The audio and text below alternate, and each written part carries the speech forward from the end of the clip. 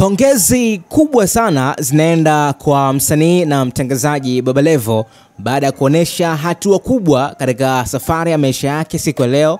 Kwenye ukurasa wake Instagram ameshare video inayoonesha mjengo wake mpya, ghorofa la kifahari kweli ambalo analishusha, ameanza kulijenga na mapema mwaka huu ulivyoanza alitangaza kwamba kuna ghorofa kubwa kabisa analishusha, na hakuna msanii mwigizaji yoyote ambaye yupo kwenye tasnia ya burudani amewahi kujenga mjengo kama huo. So leo amemkaribisha Diamond Platnumz kuja kukagua na kuangalia ujenzi namna ambavyo unaendelea, na ukiwa umefikia katika hatua kubwa kabisa, unaona ni vitu vichache ambavyo vimebakia kumalizia huo mjengo. Tunaweza tukasema ile stage kubwa ya mwanzo imemalizika. Sasa hivi kuna stage kadhaa ambazo zimebakia ili aingie kwenye hatua ya finishing. So unaweza kuona upendo ambao ameonyesha Diamond Platnumz, na unajua Baba Levo anamuita Baba Diamond, ndio sio? Amekuja kuandika baada ya kuposti, kaandika mzazi wangu alikuja kutembelea juhudi za mtoto wake.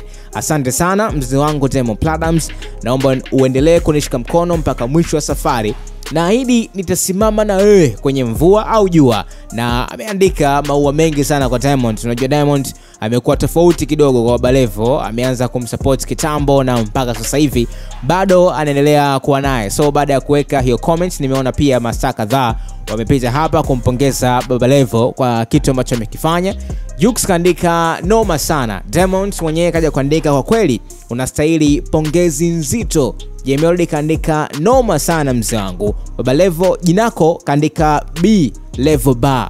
Nimeona Msimboneke pia kaandika kidogo nifikie.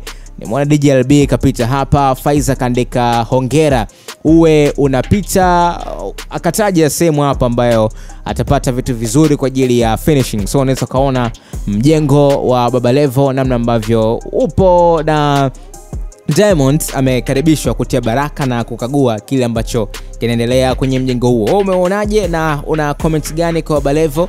Ana kipi cha kusikia kutoka kwako? Niandike hapo kwenye sema comment. Nikukumbushe subscribe, turn on notification ili kwanza kupata habari ambazo zinawekwa hapa.